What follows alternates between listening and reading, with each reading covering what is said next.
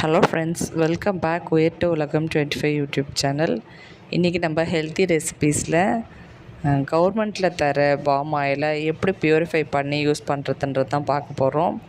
அதுக்கு பாம் ஆயிலை ஒரு பேனில் ஊற்றி வச்சுக்கலாம். அது ரொம்ப புகை வரக்கூடாது. சிம்பிள்லே இருக்கும் போது 1 லிட்டர் பாம் ஆயிலுக்கு இந்த அளவுக்கு புளி எடுத்துக்கிட்டால் போதும். ஒரு ஒரு சின்ன லெமன் சைஸ் புளி எடுத்துக்கிட்டு அந்த புளியை நல்லா இங்கே பாருங்கள், நான் அழுத்துற மாதிரி நல்லா ஒரு ஒரு ரவுண்ட் ஷேப்புக்கு நல்லா அழுத்திக்கலாம். எப்பயுமே பாம் ஆயிலை அப்படியே ரேஷன்லேருந்து வாங்கிட்டு அப்படியே டேரெக்டாக யூஸ் பண்ணாதீங்க. இங்கே பாருங்கள், இந்த அளவுக்கு அழுத்திக்கிட்டு யூஸ் பண்ணாதீங்க. அதில் பித்தம் அதிகமாக இருக்கும். அதனால் இது மாதிரி புளியும் உப்பையும் சேர்ந்து எண்ணெயில் போட்டு நம்ம பொரித்து எடுக்கும் போது அதில் உள்ள பித்தத்தெல்லாம் அது கண்ட்ரோல் பண்ணிக்கும்.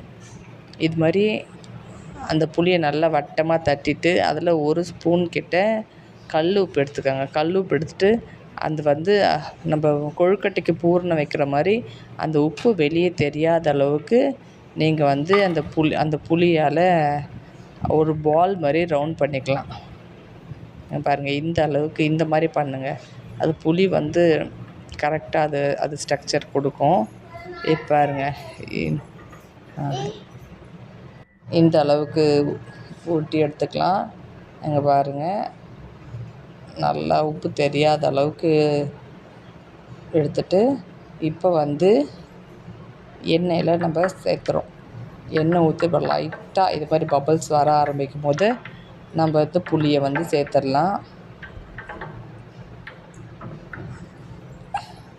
இப்படி சேர்க்கறது மூலிமா இதில் உள்ள பித்தத்தெல்லாம், இந்த எண்ணெயில் உள்ள பித்தத்தில் பாம் ஆயிலில் அதிக அளவில் பித்தம் இருக்குன்னு சொல்கிறாங்க. இந்த பித்தத்தை இந்த புளியும் உப்பும் பித்தத்தை அப்சர்வ் பண்ணிவிடும். அதனால பித்தம் சேர்றவங்க கூட இந்த பாம் ஆயிலை ப்யூரிஃபை பண்ணிட்டு தாராளமாக யூஸ் பண்ணலாம். பாம் ஆயிலில் உள்ள வைட்டமின்ஸ் பார்த்தோம்னா வைட்டமின் ஏ கண்ணுக்கு ரொம்ப நல்லது. அதோடு இல்லாத பாம் ஆயில் ரெட்டினா உள்ள குறைபாடுகளையும் சரி செய்து. அதோடு இல்லாமல் வைட்டமின் இ இருக்குது. வைட்டமின் இ சருமத்திற்கு ரொம்ப நல்லது.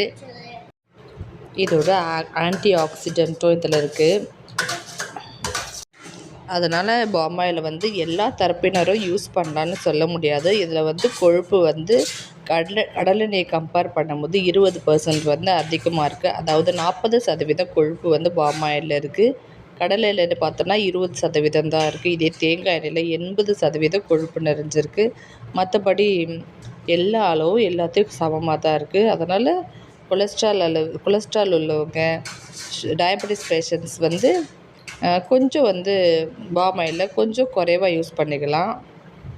இது பாருங்கள், இந்த புளி நல்லா கருகி வர அளவுக்கு நம்ம ஃபயரை சிம்மில் வச்சுக்கிட்டே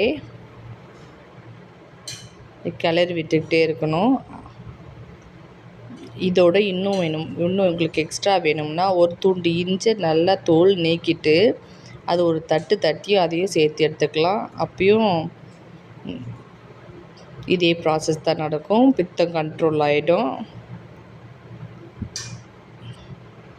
பாருங்கள் எந்த அளவுக்கு கருகி இருக்குன்ட்டு. நம்ம திருப்பி விடலாம். விட்டோம்னா எல்லா இடத்தையும் புளி கருகி வந்துச்சுன்னா அந்த பித்தத்தை எல்லாம் அது அப்சர்வ் பண்ணுதுன்னு அர்த்தம்.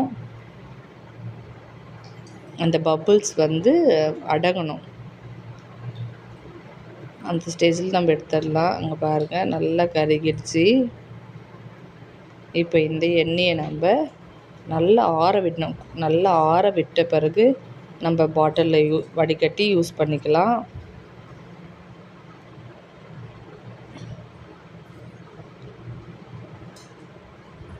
அவ்வளோதான், எண்ணெய் ரெடி ஆகிடுச்சு. இப்போ இந்த எண்ணெயை நம்ம வடிகட்டி யூஸ் பண்ணிக்கலாம். வீடியோ பிடிச்சிருந்தா லைக் பண்ணுங்கள், ஷேர் பண்ணுங்கள், சப்ஸ்கிரைப் பண்ணுங்கள். தேங்க்ஸ் ஃபார் வாட்சிங்.